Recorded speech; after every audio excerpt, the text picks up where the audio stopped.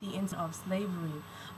So what's important to sort of take away from that is that the Common School movement, under the guidance of Horace Mann, put forth the idea that school should be for everyone, that school should be an equalizer, that education is an inalienable right.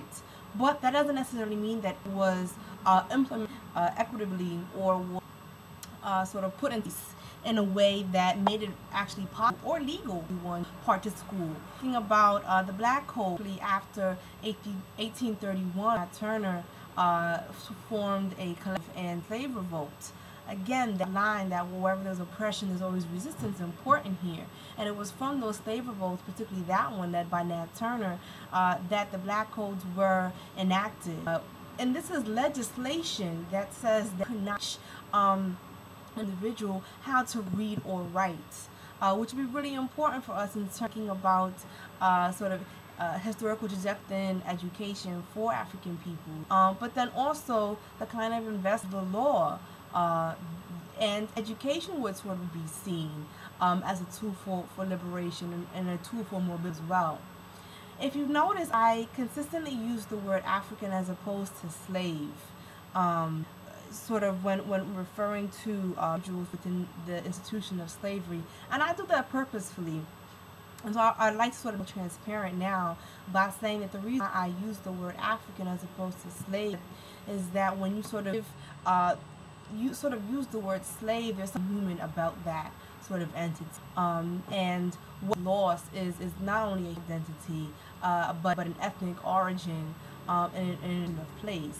I think we all sort of forget that slaves here within the United States had a very ethnic origin that was over, might not have been sort of kept intact or wholly preserved, but there are ways in which that African epistemology and African ways of doing and thinking about things still sort of carry.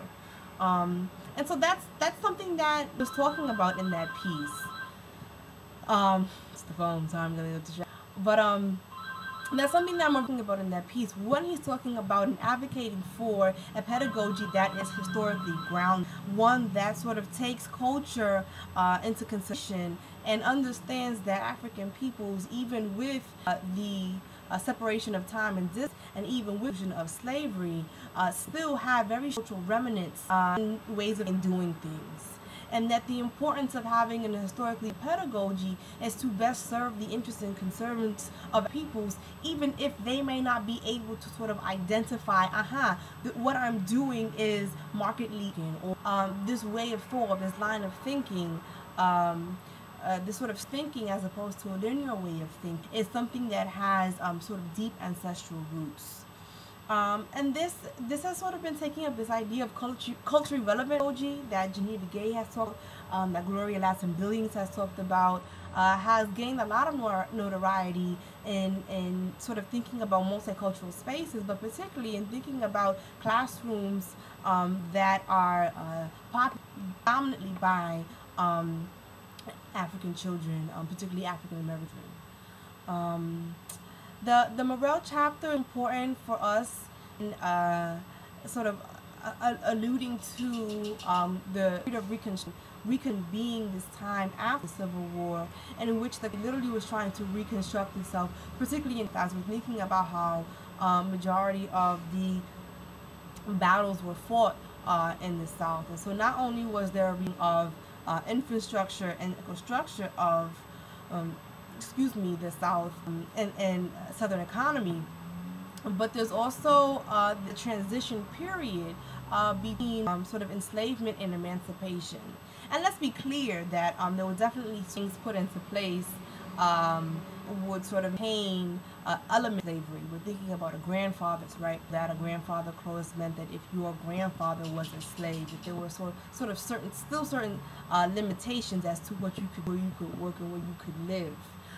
We're thinking about how just the economic opportunity would still sort of something that would have certain individuals first slavery because of the sort of security, right? Think about how each individual experience with the institution of slavery very, very given age, given sex, given lightness or darkness of skin, given the amount of knowledge that they had. And we're thinking about how that there were still those African peoples who were free to 1883 Emancipation Proclamation. So in the black community, there would be sort of class stratification and varying levels of one's social position within the Reconstruction era. I mentioned in second class discussion W.E.B. Du Bois and Booker T. Washington, who will be really two important figures within the black community, have set forth different educational agendas for the black community.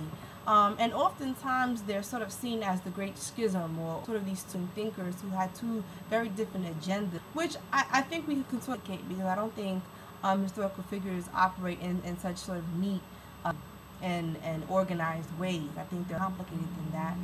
Sort of in the W.E.B. Du Bois, let me start with Booker T. Washington. Booker T. Washington sort of put forth this agenda, black folk, that was very much invested in sort of economic as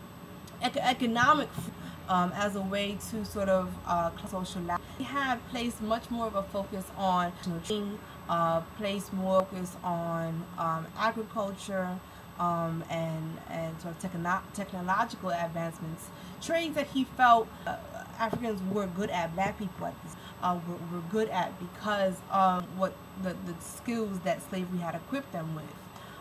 Important is how Booker T. Washington himself had lived a portion of his life slave, and so in many sort of seen as a man, and much of his own schooling was done at the Tuskegee Institute and was in vocational trade. And at the time, he was much of a figure, much more than his contemporary E.B. Du Bois, sort of younger than him, and had more of an event, having black folk enter into school and pursue what was considered classical education, sort of have a broad array of sex, and become more well versed in political theory, become versed in means to be a citizen of the United States, to have the capacity for participation, and understand one's rights as a citizen.